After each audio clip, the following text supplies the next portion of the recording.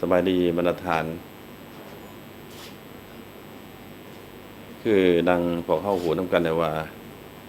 ภายหลังที่ประเทศศาสตร์นะครับการปลดปล่อยแข็งจำปาสักก็คือบรรดาแข็งอื่นอยู่ในทั่วประเทศเป็นที่ว่าอยู่ในสภาวะทุกข์ยากและหลาหลังเศรษฐกิจบ่ได้รับการพัฒนาชีวิตการเป็นอยู่ของประชาชนก็พบความยุ่งยากคือพวกเขาหูว่าสินค้าทุกประเภทนี่มันนำเข้ามาแต่ประเทศไทยนะหรือว่าประเทศอื่นของภายนอกนะนำเข้าจนต้นต่อแต่ในภายหลังที่มีภายใต้การนำพาของพรรคของศูนย์กลางพรรครัฐบาล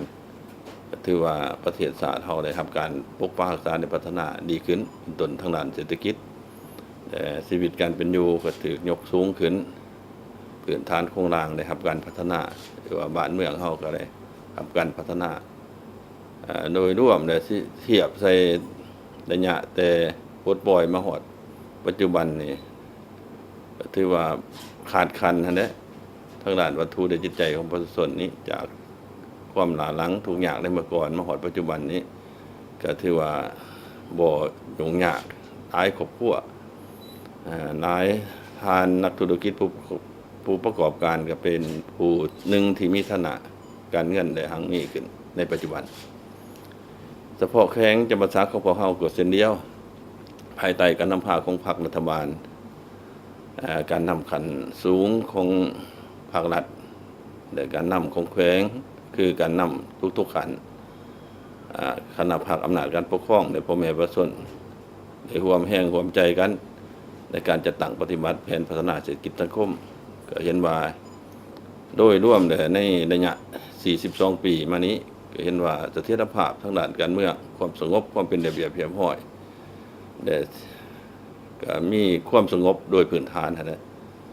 ในการพัฒนาเศรษฐกิจสังคมของแขวงเฮาก็มีการพัฒนาก้าวขึ้นอย่างบ่หยุดยั้งตามท่าเอียงที่ต่างหน้าต้นตอได้เป็นทางด้านเศรษฐกิจเป็นพวกเฮาจะเห็นได้อย่างเด่นชัดคือมาฮอดปัจจุบันนี้แม่นเศรษฐกิจของแขวงเฮาขยายตัวในระหว่าง 8.11 ส่วนหอยและการรวมยอดผลิตภัณฑ์นี่มันระหว่าง 12,000 กว่าตื้อหรือว่าถ้าไล่ใส่พลเมืองนี่มันได้ระหว่าง $2,268 ต่อคนในปัจจุบันเอาเห็นได้ในนั้นมันพวกเขาได้ดึงดูดกันลงทุนภายในต่างประเทศเขามาพัฒนาตามท่าแห่งความสามารถบ่มสอนของแขวงเขาเป็นต้นแขวงเขาเป็นแขวงที่อุดมสมบูรณ์ทั้งด้าน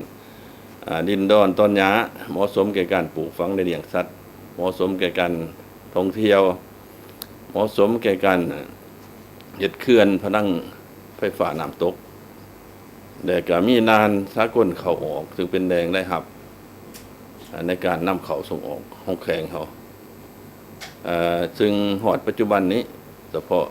โครงประกอบเศรษฐกิจนี่ก็ขยายตามท่าเอียงที่ต่างหน้ากวมอยู่26 ส่วนห้อยแต่อุตสาหกรรมนี่มันกวม35 ส่วนห้อยและบริการกวม39 ส่วนห้อยของ GDP ตัวนี้นี่มันเฮ็ดได้คือแนวนั้นมันพวกเข้าได้ดึงเอานักลงทุนของต่างประเทศมา18 ประเทศในปัจจุบันในนั้นเป็นมาเลเซียอยู่ในระดับที่1เวียดนามไทยจีนเกาหลีญี่ปุ่นตามลำดับที่มีหลายในมูลค่าการลงทุนทั้งหมด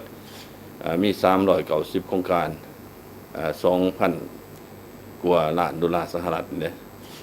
ก็สูงสมควรเทียบใส่การลงทุนในเมื่อก่อนมาฮอดปัจจุบัน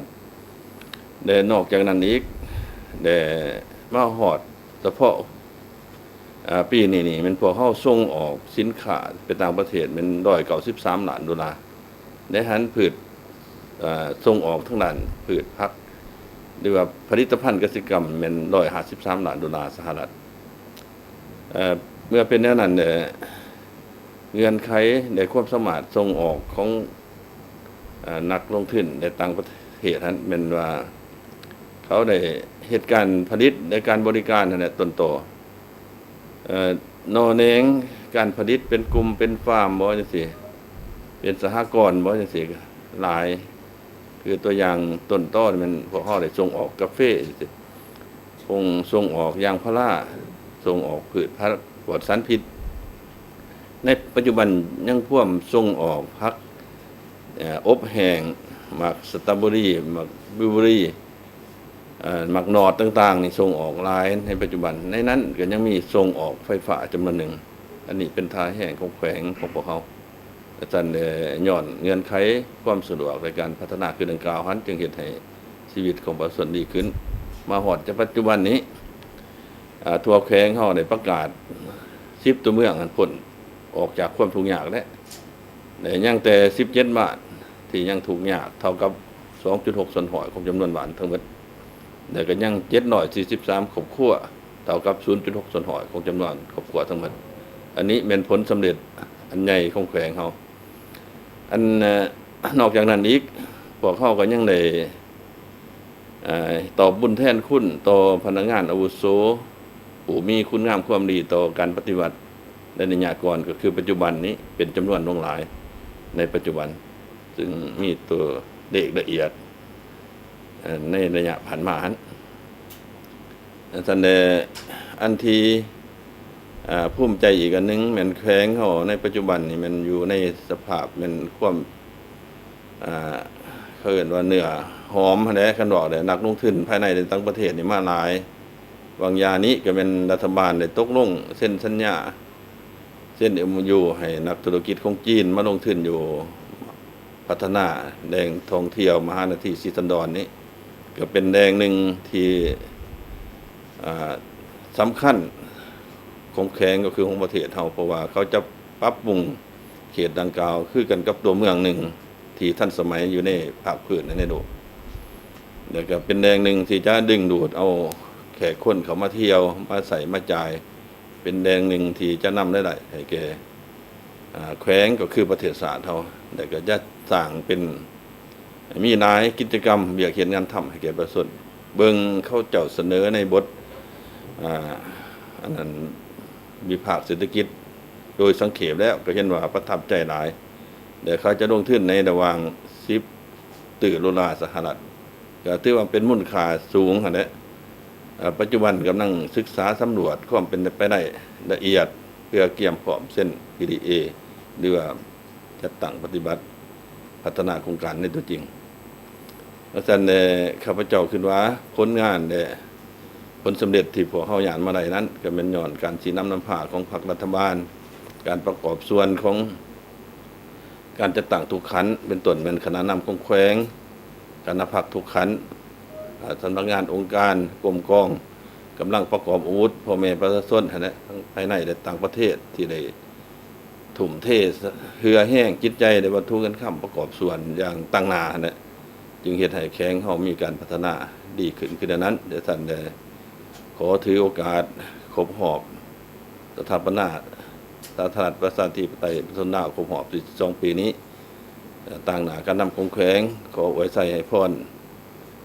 ต้นต่อเป็นการนำภาครัฐบาลการนำขันศูนย์กลางที่ย่ำได้เพิ่นก็ได้เอาใจใส่สวยเรือแขวงเฮาตลอดมาขอไว้ใส่พรบรรดาการจะตั้งทุกขัน พ่อแม่ประชาชนกำลังประกอบอาวุธพนักงานทหารการนำของแขวงทุกภาคส่วนจงมีแต่ความสุขมีผลสำเร็จและสุขใส่ตลอดไปนะขอขอบใจ